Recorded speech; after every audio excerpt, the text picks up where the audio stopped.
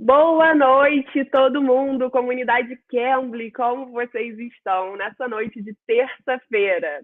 Se vocês já são nossos alunos ou começaram a ser agora com essa Free English Week maravilhosa, onde tivemos algumas masterclasses com super tutores do Cambly, vem hoje aqui ficar com a gente para coroar esse momento e ter essa live aqui para você tirar suas dúvidas, aprender mais dicas, aprofundar alguns tópicos, porque a gente vai ter mais um tutor aqui para dar essa aula, esse aulão para você.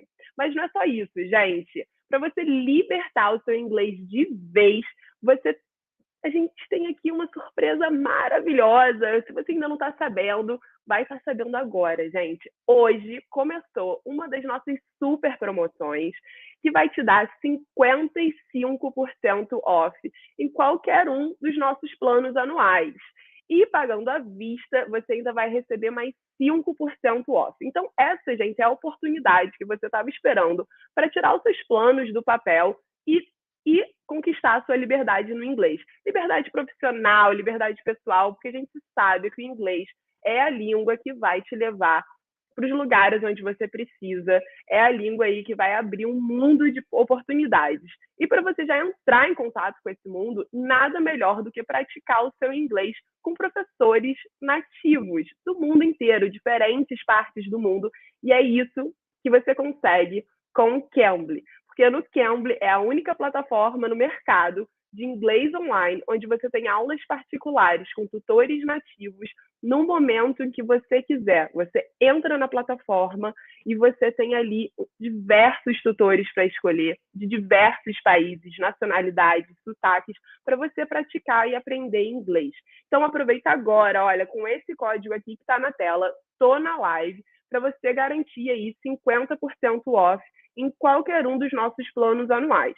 E se você é o papai, mamãe, titia, que quer garantir aí o futuro bilíngue do seu filho, a gente também tem aí o desconto para o Cambly Kids, que o seu filho também vai aprender com tutores nativos, em aulas particulares, um conteúdo totalmente interativo para ele aproveitar e aí já sair na frente com esse contato aí do mundo globalizado em aulas particulares. Gente, é bom ou quer mais? Se vocês querem mais, fica aqui na live. Essa live é para você. Então, fiquem muito à vontade de fazerem as perguntas, de tirarem suas dúvidas. E eu vou chamar o professor Jehu aqui para estar com a gente e compartilhar o seu conhecimento. Bora lá? Então, Jehu, how are you? Thank you for being here with us. So thank you for being here with us in this live, for sharing your knowledge. And please, let us know, how long have you been tutoring English? So I've been tutoring English for the past 9 years. I started in 2013. It's been about 9 years now. Time flies. Yes, and I'm sure after almost a decade of teaching English, you're going to have a lot here to share. So guys, you're in the audience. Take advantage of this moment here with Tutor Jehu, and let's begin. So one of the master classes we had was about how to introduce yourself in English, like to introduce in a conversation. We all want to make a good first impression, right? So what would you say, Jehu, are some of the common ways to greet, let's say, your boss? Okay, yeah, that's a really important question. I think, first of all, when it comes to our, presenting ourselves and greeting our boss, we want to make sure we have a friendly smile. And in most cases, in an English-speaking environment, we can be very, very normal. It doesn't have to be super formal. A simple "Good morning, sir," or "Good morning, ma'am," would be good enough. There's some cases where our boss might. Ma'am is a way to. Ma'am is sir. Sir is for men, and ma'am is for women. Exactly. Okay. Exactly correct. Yes, yeah. So if we have a female boss, we can address her that way. In some cases, a simple "morning, how are you today?" Could also be very, very effective, very, very simple, and a nice, respectful way to greet our boss. So it's always good to make questions and see and check in with the other person how they're doing. Yeah. And it goes the same. Definitely, yeah. It goes the same with our coworkers, for example. Yeah, well, I would say the same to a coworker. Although in most cases with our coworker, we could be a bit more informal. So we might say, "Hey, how you doing?" or "How's it going?" That's a more informal way to greet someone. We may speak on a first name basis. So, how you doing, Natasha? Or how are you Mhm. doing, Manuela? Okay. That's a very, very simple, informal way to greet our coworker. So in that way, it could be a little different, depending Okay. on the situation. You can be more loose and for example, how are good ways? It's WhatsApp, like what's up? A very common way for people to greet in office, or it's very informal. Yeah, WhatsApp is that's an informal way. It's in a friendly environment. We with our coworkers, we can be able to greet them with WhatsApp, and even if we respond to someone who tells us what's up, we can respond like nothing much, or so far so good. That's a very very common way to respond to WhatsApp. That's how I respond personally. So yeah, definitely, it's a nice way to lighten the environment in which we're in. Okay, that's good. So there are some expressions that Yeah. can help you out. And you, as a native tutor, you're from Trinidad and Tobago, right? Correct. Yes, I'm from Trinidad and Tobago. Which I think it's wonderful to have like so many different nationalities in Cambly and get to know people that I never thought I would had a chance. And but you're also very familiar Right. with like the North American English, right? Like Canada and US, I say because Correct. and and Yes. do Yes. Definitely. and do you think like there's some expressions like the one you just told us, like so far so good? There are good other ones that are Hmm. good to use it. Can you give some other examples? Yeah. Right. Yeah. So, for example, like pretty much the ones that I mentioned, could be very useful, very acceptable to respond to a WhatsApp. Sometimes, if we want to be a little funny, I've heard some people respond with a funny remark, like if someone says, "Hey, what's up?" I could respond, "My rent." Right? That's It's a good one. North Americans sometimes exactly could be a bit, we can get funny with it. And but yeah, I think same old, same old. That's very common in the U.S.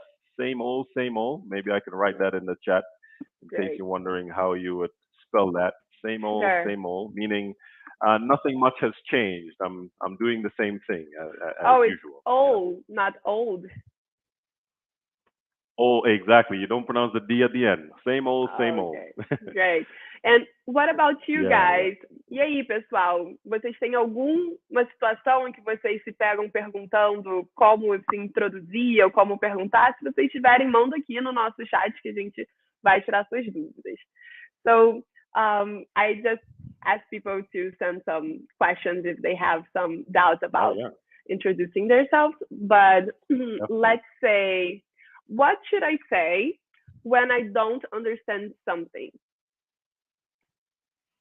Yeah, that is definitely a good question. And this is a very good these are good expressions to understand or to know because it's really nice to use English to learn English. So first of all, if we don't understand something that someone says, we would say something like, "I'm sorry, I didn't quite understand that.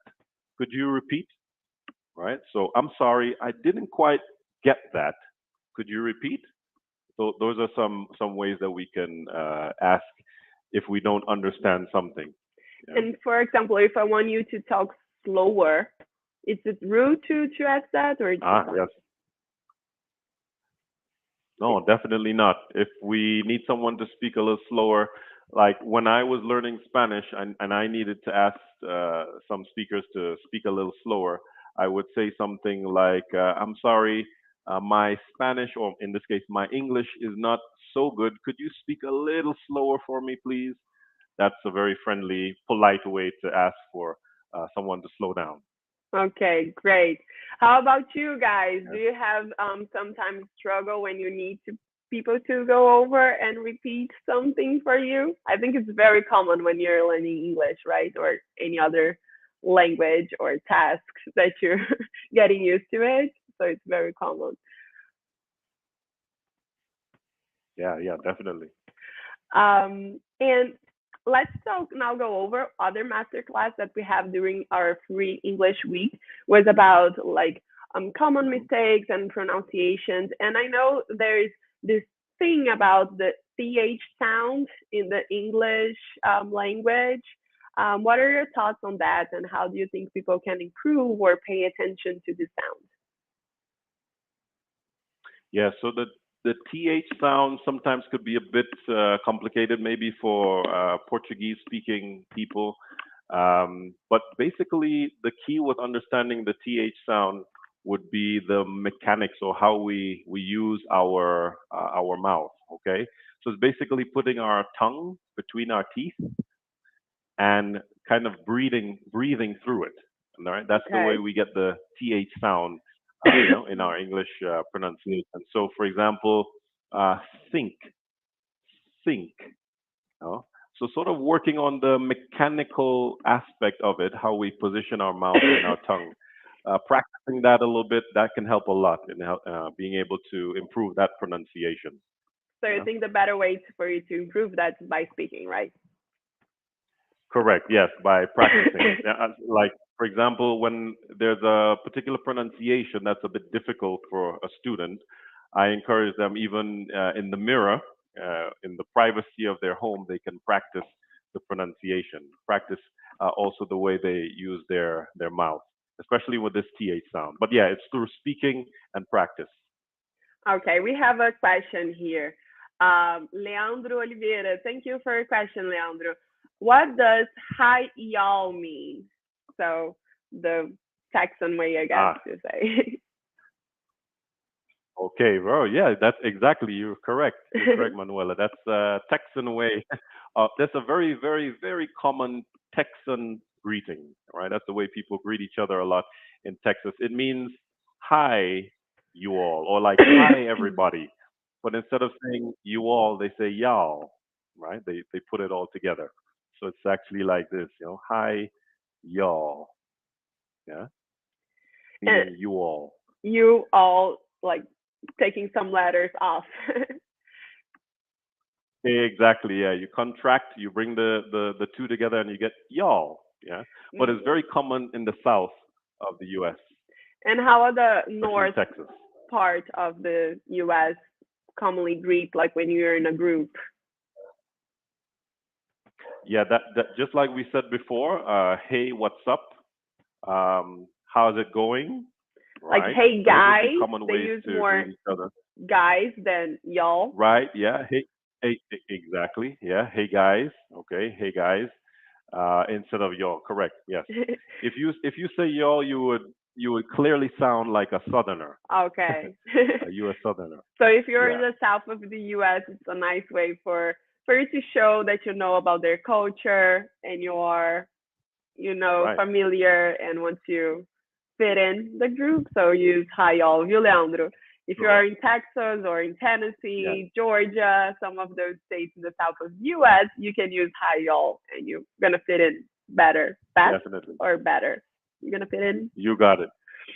What should I say? You're gonna fit in You're gonna best fit in better. or better? Better. You're Okay, gonna fit in better. great. Yeah. Thank you. You'll fit in better. So let's see Yeah. other No problem. questions here. There's some verbs that they can have. Oh, we have a Mhm. question here from Camila. Thank you, Camila, for your question. Okay. What some people use hi there instead of hi? What does the there means, I guess? Okay. Well, I would say that it's pretty much a different way of getting someone's attention. All right. There's no specific meaning of the there in that particular case. It's just a nice, polite way of being able to catch someone's attention. So it's like, Hmm. hey there, hi. All right. Okay. That's all. There's no specific meaning, I would say, to it. It's almost Yeah. like an exclamation point, not being like hi, like right. Hi there. It's I more guess, yeah, subtle. we could say that too. Yeah. Right, and it all has to do with the tone of voice, so that you can become more friendly, more polite. in the way you get someone's attention. But yeah, it's usually used in a way to be a bit more friendly, a bit softer, in getting someone's attention. Então, aí você vai, Camila. Uma forma de você ser amigável. Usa o hi there aí que você já aprendeu. What I was talking about was like two verbs that they can have similar meanings, but they have different specific, like they're specific for some cases. So, for example, miss and lose. What are the difference and when to use it? Yeah, this is a really good one. It's a common it could be a common mistake, that students make. So there's a slight difference between how we use miss and how we use lose. Oftentimes we would use miss to refer to, for example, being too late for something, or even if we don't notice something. So for example, I would say, let's say that I wanted to catch the bus to go to work. But the bus leaves at 7:30 and I get there at 7:40, I would say I missed the bus, right? I just missed the bus. I wouldn't say in that case I lose or I lost the bus. I would say I missed the bus because I was too late to be able to catch the bus. Whereas in the case of lose, we would use lose in the case of not having something anymore, or not being able to find something. Yeah, right. We would use lose in that kind of situation. So if I can't find my keys, did I lose my keys? That's how we would use the word lose. So how I understand is like a bus is something that you cannot lose because you cannot have it back, while a key is something that you can have it back. Correct. Yes, that is absolutely a good way to look at it, definitely. So it has to do with something that you can, as you said, you can have in your possession and that you can get back, right? Okay. So that's why we would use lose. Miss, like I miss like something that was past. I miss, I don't know, when I was a kid. It's something that I cannot have it back. Right. Yeah. So that's So the common confusion between miss and lose often is when it comes to, like as we said, in a situation where we're too late or we don't notice something.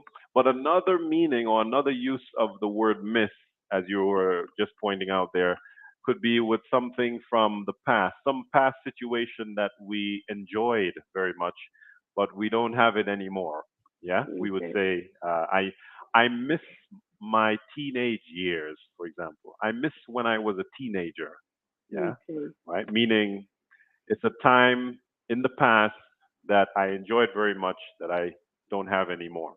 Or I don't have right now. So we could use miss like that. No, I was like just thinking about the ways that I commonly use and asking, and I think the best way for us to learn the difference by speaking and practicing and putting out in sentence, right? So guys, the key is when you sorry. No, please. What's the key? We want the key. No, I was gonna say that. Yeah, a lot of times, we could learn something in theory, the rules and whatnot, but when we actually use it in speaking, especially when we speak with a native speaker, that's where it gets reinforced and it becomes more a part of us, and we can be able to communicate more clearly. So, for example, that's what I was going to say. For example, if I want to tell people here who are watching us to not miss or lose the opportunity to sign up with 55% off on their annual plan, should I say miss or lose? Don't lose this opportunity. Don't miss this opportunity. Very good. So in that case, you would say don't miss the opportunity. Okay. Right? Yeah. Don't miss the opportunity. You want to be able to take advantage, to take the opportunity. So in this case, we would use miss. Então, guys, don't miss this opportunity. 50% off no seu plano anual. Se você ainda não é nosso aluno, esse é o momento de você liberar o seu inglês e ter aulas aqui como essa, ao vivo e a cores, com o tutor nativo da sua escolha. Yes, let's continue because this live is not over. We have a lot to talk about. Don't send over your question, guys, and let's keep going, Jayru. So, what's the Awesome. difference? Very good. Can we explain the difference between the ed and ing in sentence? Okay. Right. Now, yeah, this is another very, very good, commonly asked question, especially when we're talking about certain adjectives that we use, and a lot of them, for example, the adjective bored, all right, and the other adjective, which is similar, boring. So we have bored and boring. They're both adjectives that are used to describe things, right? But they are used in slightly different ways. So, for example, with bored, which is the ed ending, we use that to describe a feeling. So, in other words, people or living things feel bored, right? Okay. But when we use boring, we're referring to something that makes us feel bored, right? Hmm. So, for example, if I'm talking about a movie, I would say that movie was boring, right? That movie was boring, right? So I'm talking about the movie. The movie made me feel bored, so I would say that the movie was boring. If I'm talking Okay. about myself, I would say I was bored Word. while watching the movie. Okay. Yeah. So here we see a bit different, and it's similar with words like excited and exciting, interested and interesting. Is also the same explanation for those two. Okay, so the ed take the action and the ing it's how it portrays the action, how you feel about the situation. Right. I would say more like the ed is how we feel, right? The Okay. ed ending is more focused on the person, how they feel, and the ing is the thing that makes you feel that way. Okay, All right. perfect. Now I got it. So that's Did you that's guys the get difference. it? Let us know. And we have another question, Jayru, from Camila again. Thank you, Camila. She's asking, what's the difference between folks and guys? Is folks rude? Between I didn't quite hear too Folks, clearly. Can you um, repeat? folks and guys. Folks. Yeah. Okay. Yeah, all right. So, folks and guys, very similar. I would say probably has to do with uh, one being a bit of an older way to Okay. describe, or people in the older age group might more tend to use folks. Okay. All right, hey folks, that sounds like my dad. Okay. Whereas hey guys, it's more of a young person's way of expressing or referring to a group of people. They both refer to a group of people, right? Um, Folks, interestingly, sometimes we could use folks to refer to your family, especially your Um, parents. okay. So, for Oh, example, if I ask you, hey Manuela, how are your folks? You okay. know that I'm talking about your parents. Yeah, Okay. right. Both of them. So that's a, Okay. like folks and not guys. Folks. Okay. Okay. That would be the only big difference that I would say between those two words. So How we it's may not use rude folks at instead of all guys. to use folks because she's asking if No, it's no, no, rude. not rude at all. Okay. Great. No, no, it's not a rude expression at all. We have another question here from Jubes Games. Thank you, Jubes. It's better I speak hi, hey, or hello when I enter in a store.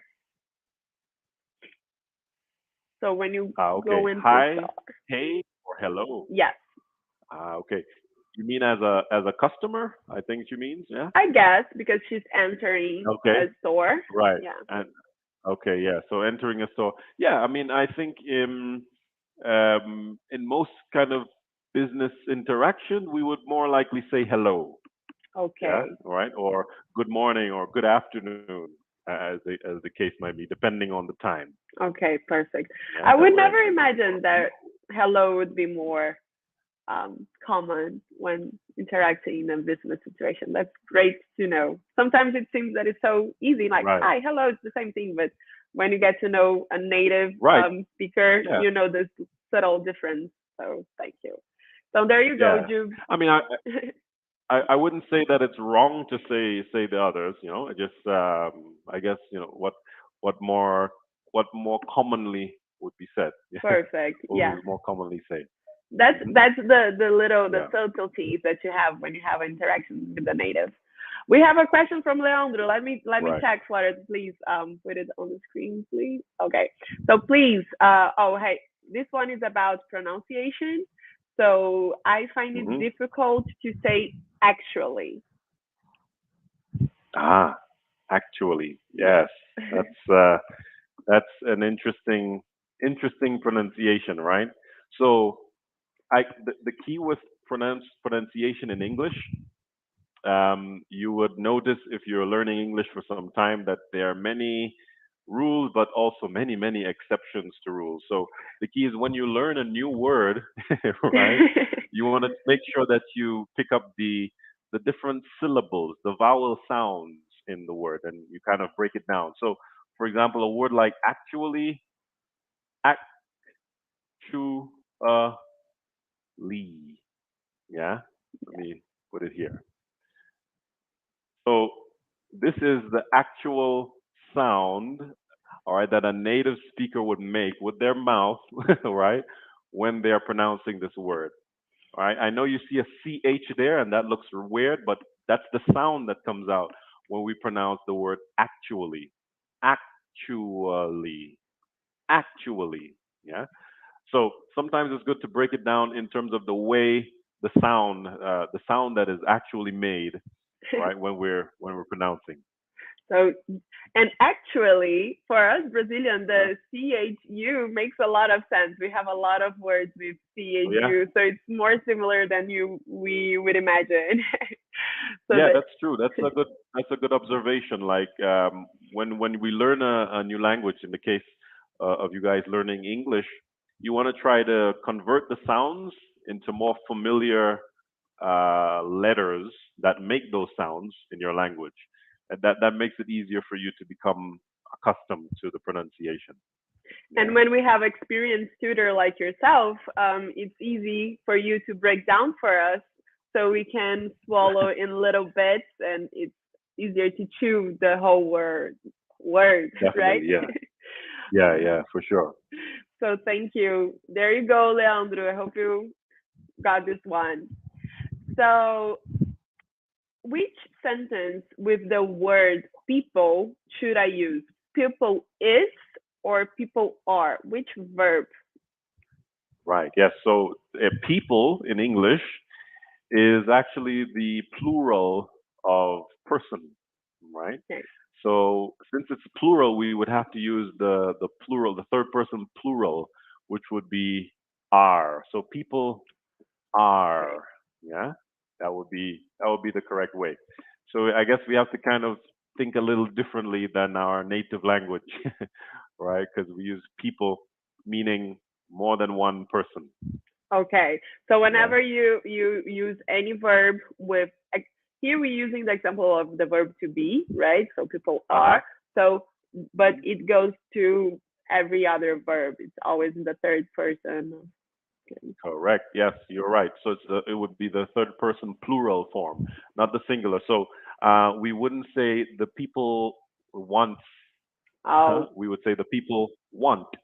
Right. So we're using the third person plural form because people is a plural word. okay, Yeah. perfect. Mhm. That's something I sometimes mess up, but I feel I get better whenever I talk to native, like on Cambly, because it Yeah. helps me like just going with the flow. Because if I stop to Right. think about it, I'm always like, okay, but people it's for plural because for a group of people, but it's just one group, so it should be Hmm. singular. So when I stop to think about it, like I overthink the Right. issue, Right. and like but when I'm talking, like it just goes more natural. So Yeah. It flows more naturally, right? Yeah. yeah. That's true. Ok, so guys, do you have any other questions? We're getting by the end of our live. A gente está chegando aqui no finalzinho, mas ainda dá tempo de você mandar a sua pergunta. Ok, we have a question from Bruno Salles. Thank you, Bruno. It's better we say, can I have a coffee? Or would you give me a coffee? Maybe you were in your coffee shop asking for a waitress. Right. Yeah. So yeah, if we're at a restaurant or at a coffee shop, we would always go with "Can I have?" Okay. That is the standard way of requesting something. So Okay. can I have? Yeah. So Okay. can I have the caramel macchiato or the whatever it may be? That Okay. sounds good. Uh-huh. Yeah. Like can I have? Right. Another way we could request something, just just to add on the question. Another way we could request something in a restaurant, we can say, I'd like to have, Mhm. right? So this is not a question, but more of a statement. I would like to have. Okay. I'd like to have, right? So But yeah, no, so maybe Bruno, you got maybe you're thinking about this other way of asking because he asked, "Can I have?" or "Would you give me a coffee?" But "Would you give me a coffee?" It's not. Is it common to say it like this? no, not really actually. So would you give me a coffee? Maybe it sounds a bit strong, or Okay. But maybe loses its politeness. okay. So we would go with "Can I have?" It's a more tactful, polite way to make a request. And if you Yeah. want to use the would, it would be in this form. I would like to have. Right. Correct. Yes, I would like to have. Okay, Exactly. great. Yeah. Hmm. So there you go, Bruno. We have another question now from Paulo. Thank you, Paulo, for your question. Could you give us tips for improving accents? Ooh, Yes. You know what? The best tip for improving accents would be exposure, right? okay. So what I mean by exposure is the more you expose yourself to people who speak with a particular accent, that's more likely the type of accent that you would have when you're speaking and when you're pronouncing. For example, for me, I learned Spanish in Mexico, so my Spanish is with a Mexican accent. All right. Mm. When I speak with people from Venezuela, it's like you sound like a Mexican because, well, that's the accent that I've been exposed to. So that's another benefit of having conversations with native speakers regularly. You pick up the accent. That's yeah. the number one tip for working on your accent through exposure. You know. So, Paulo, if you're not our student already, now is your chance. Go on Cambly, subscribe, 55% off, and go practice some accents. We have like a lot of them, right? Right? Yeah. On Oh Cambly. yeah, definitely, definitely. Also, like we have so many other resources that could be available too. Just finding ways to listen to. Many people like watching television series and also listening to podcasts. That can be very very helpful. But of course, nothing beats the two-way conversation with a native speaker for you yeah, to for sure. listen and also practice your accent. For sure. And what it's nice to say as well, I think to highlight is the fact that when you're an English learner, you tend to think that is like a correct and only one Uh, way to pronounce and say and hear some stuff. And like in English language, you have lots and lots of accents. So it's a nice opportunity for you to get more used to some this variety of accents, right? Variety, yeah. Yeah, Variety. Oh my God. there you go. Thank you. Variety, yeah. Yeah, that's true. That's very true. Hmm. And now that we're running out of time on our live, we're on last minute. Should we say in time or on time? When I say to talk about time. Okay. So it depends on what you want to say, right? okay. If you want to, so let's say, for example, if I'm talking about uh, arriving at a specific time, okay? Let's Okay. say I have a meeting that starts at 8 o'clock. But let's say at 7:30, I realize I'm only 10 minutes away from the meeting. That means that I am on time. All right, I am on time. On time. Okay, there you go. But if we're talking about a specific deadline, for example, right? Let's say you have a project and you have to get it finished in a couple hours or with a specific date. If you're able to finish your project within the time, that means that you finished your project in time. In time. Right? Okay. Yeah. So it depends on what you want to express. Okay, so prepositions are hard. It's obviously you have to practice a lot. Correct. Yeah, the nuances, the different circumstances and situations sometimes determine how we use them. But okay. So perfect. Guys, do you have any other question? Now it's the time. So please let us know. Get Jehu here. Take advantage of this moment. Otherwise, just subscribe and have your own little class, private English class with Jehu or many other excellent tutors we have on Cambly. So we have one question here. The classes with native teachers in Cambly have some specific theme or just chat about any subject you like to? Oh yeah, that's a really good question. So the classes can be basically how you want them. For example, in my experience on Cambly, we do have some specific lesson topics and some specific lesson plans. Okay, depending on different levels of conversation, business English, and depending on different themes. But many students prefer casual conversation, right? Everyday conversation, speaking about everyday things. Also, I've had students that maybe have a particular project that they are working on in their job, and maybe they have something like an email that they need to write, and they contact us in a session to help them with their email or with a specific presentation that they have to make. So the beauty of Cambly is it can be tailored to your specific needs, how you would like to have your sessions, what you need to work on. That would be the focus of your teacher, your tutor at that specific moment. Thank you. I wouldn't explain it better. Thank you, Jehu, and thank you for all the attention and sharing your knowledge with us. It was incredible. And I hope, I'm sure we're going to talk again soon. And I hope all of the viewers here also are going to be able very soon to be talking to you as well once they subscribe or they are students. So they're very lucky. Awesome. Yeah, looking forward to it. Yeah, it was a pleasure.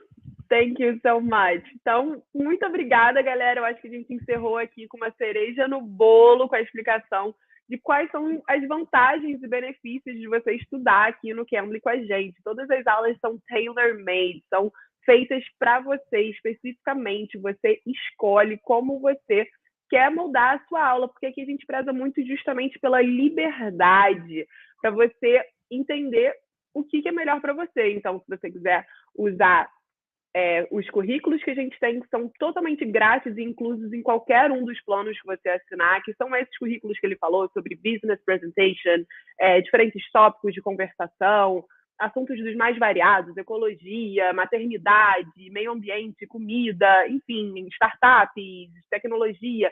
Tem todos esses materiais totalmente disponíveis na plataforma para você usar. Assim como você pode usar, como ele mesmo falou, em assuntos específicos e com seus próprios materiais, ou materiais que os professores vão trazer para você, como apostilas, propostas de deveres de casa, coisas para você estudar ao longo da sua semana. Então, são muitos os benefícios. Fica ligado que a gente sempre, durante as semanas de campanha, a gente está sempre com vocês em lives no nosso Instagram, justamente para mostrar esses pormenores da plataforma e todos os benefícios que vocês podem aproveitar. Mas, gente, não perde tempo. Como vocês viram agora, as aulas aqui fluem muito bem, com muitas ferramentas. E, gente, é hoje que vocês podem aproveitar essa super promoção com 55% off em qualquer um dos nossos planos anuais, mais 5% no pagamento à vista, no Cambly ou no Cambly Kids. Então, só entra no Cambly agora, bota esse códigozinho lá e aproveita, gente, e conquiste a sua liberdade no inglês, a sua liberdade na vida para ganhar o mundo aí com a sua fluência no inglês. Então, boa noite, espero que vocês tenham gostado. Comentem aqui, deixem seus comentários no YouTube, manda essa live para aquele seu amigo, a sua tia, a sua prima que está precisando aprender inglês para já começar a pegar as dicas e indicar o Cambly para eles também, tá? Então fica aqui meu muito obrigada e uma super boa noite, ótima semana para todos.